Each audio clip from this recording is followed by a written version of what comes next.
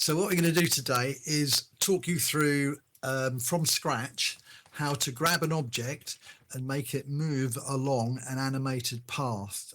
Think of cars moving along a road in a predetermined way. Think of trains around tracks. Think of roller coaster rides, things like that, where you need to make the car of the roller coaster move along the track, and how to animate it without animation. So this doesn't touch on anything that you need to animate. We're going to use some tricks. So to begin with, we're going to open up a new scene. I've already done that, and just create a ground plane. Focus on that wherever it's disappeared to. Why isn't it coming up in my scene? It's because I'm on the game screen. Let's switch to the scene. There we go. We just want to color that for reasons you'll see in a moment. That it's not very good showing it as white because we need to see something that's going to happen on top. So I just need to get to my folder where I've created a material, just a ground material, drag that over. Now black. And we're going to play around with Cinemachine, Dolly cart and Dolly track. The Cinemachine component in Unity isn't just specific to manipulating cameras. It can also move objects along a dolly cart that a camera can follow. In Sinespace terms, it means we can put you on a train and move you around a track, and your camera view, will follow you around as it normally does. We've created a ground plane. We're now going to we're going to add the Cinemachine component from the Cinemachine menu at the top here. It's the bottom option, create dolly track with cart.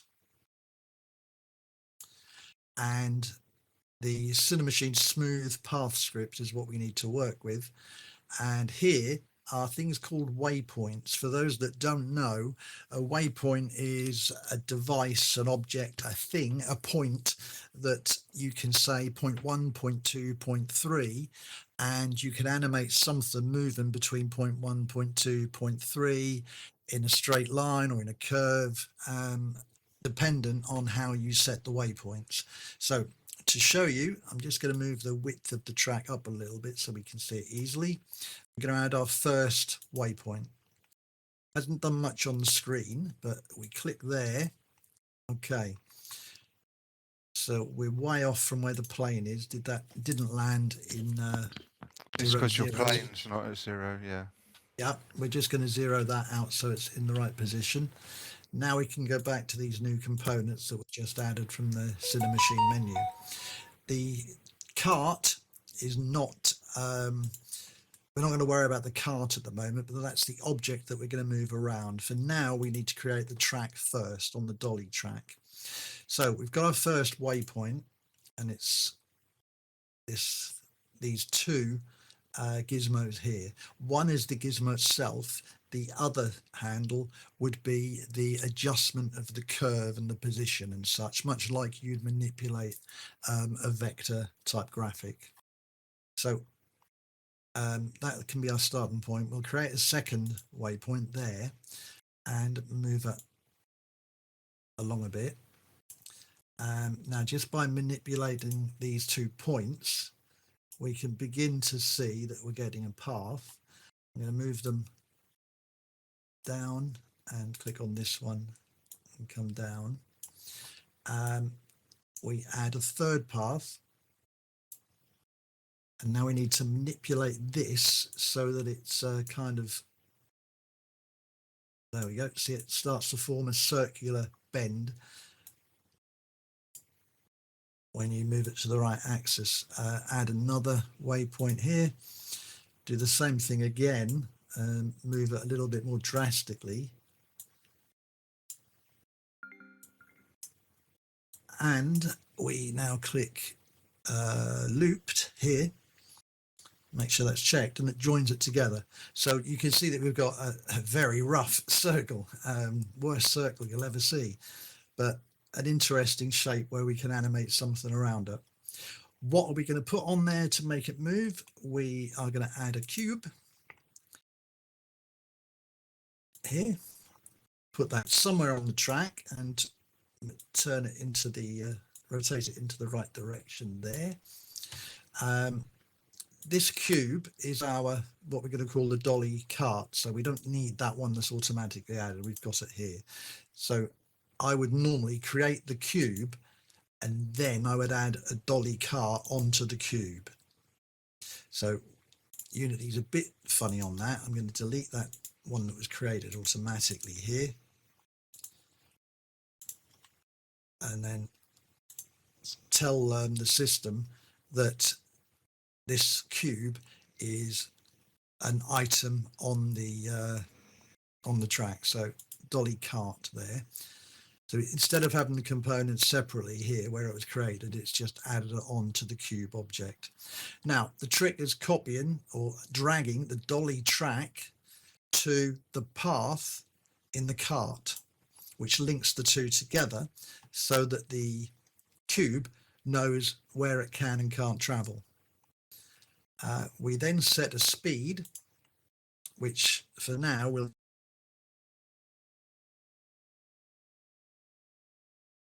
the position, you can make it start from any waypoints. So the position will be expecting 0, 1, 2, however many waypoints you've got, kind of thing.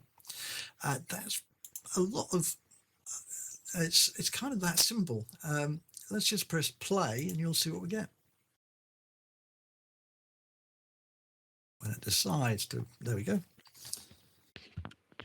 And that's now animating. If we go to the scene rather than the game view, you can see it moving around the path smoothly, following the contours, etc.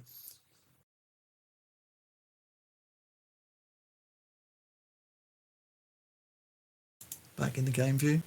So you would imagine that the plane has been, you need to substitute the plane for a meaningful ground with the track on, and then obviously substitute the cube with a vehicle or something like that. If you do that, then you can do this.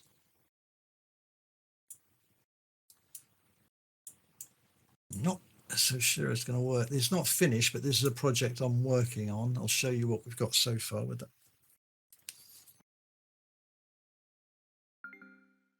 Again, once everything wakes up and runs. We're getting there. We're getting there. It's just the game scene is on the other screen and I've got to wait for it to wake up so I can bring it across. Some of you might recognize this as Dustveil, which is on the live grid. There we go.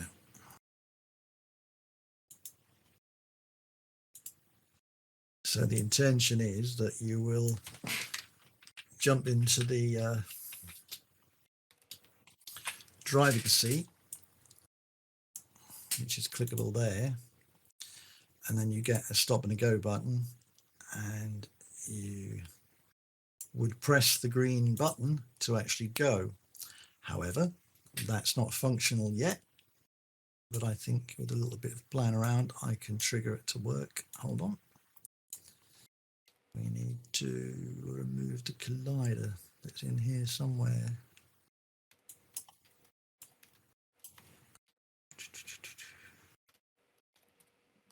Very much an unfinished project, but you hopefully can see where it's going to end up signaling. There it is, the collider, and I do believe stop that and go back in. We move. Very stubborn train today. Get the next bit.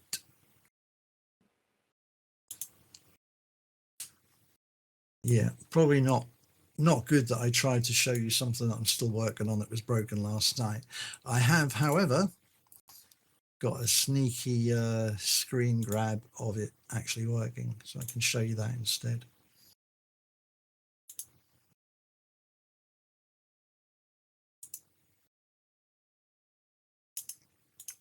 Once I can get to my Gazio, my images.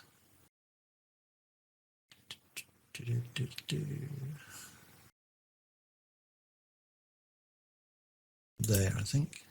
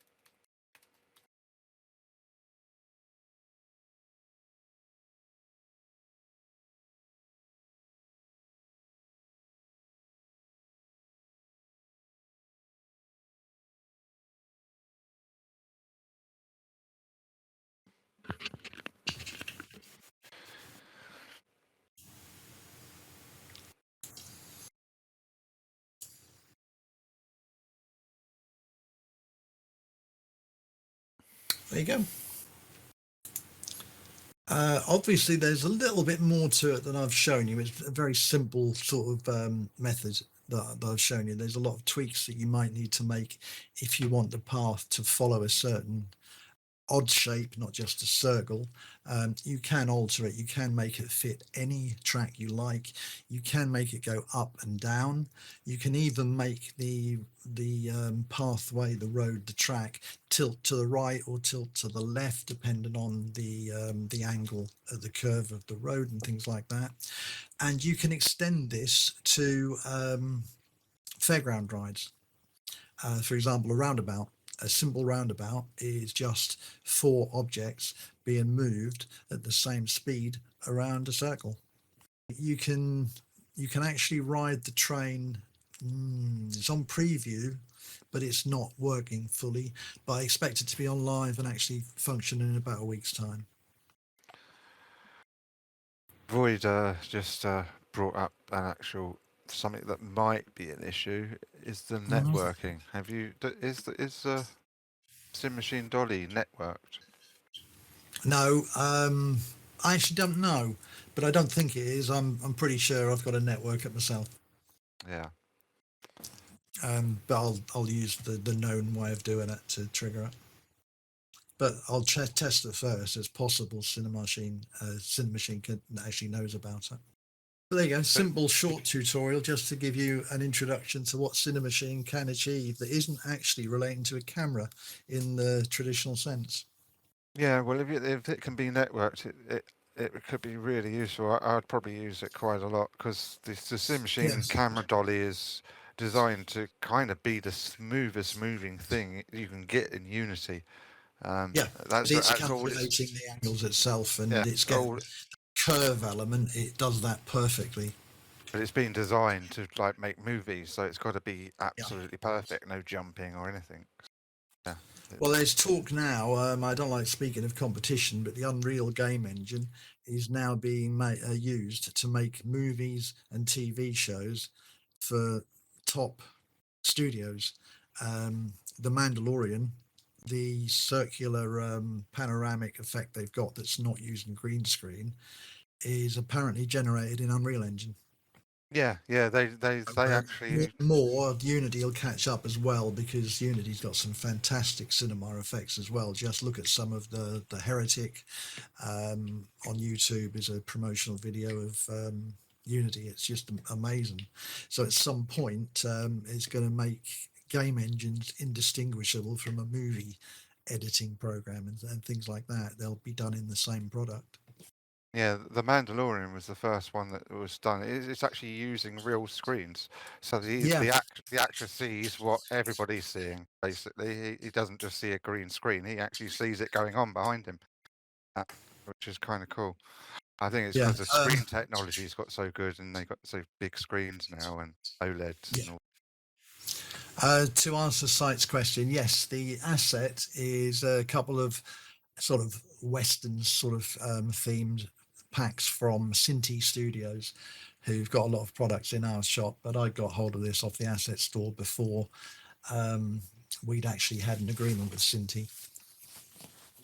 But I do like their stuff. The Western one particularly, the low poly lends itself to this, and it just looks quite amazing, even though it is low poly.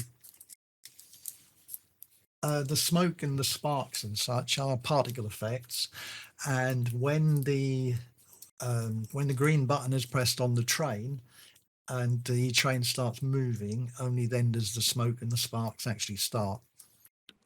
And if the train comes to rest, they'll stop as well.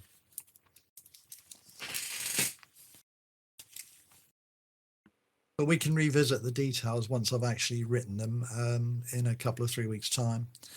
Don't forget, next week we've got Adam coming in for a monthly roundup. No idea what he'll talk about, but we never do. He just turns up and he talks at us. But that's something to look forward to. And obviously we've got community hours tomorrow. And hopefully, for those that didn't come earlier, we've got hold of the new product we've made internally to onboard new users, and we'd be looking at looking for you guys to actually look at it and give us your opinions and your thoughts on it before Zoo and I can actually customize it for the public grid.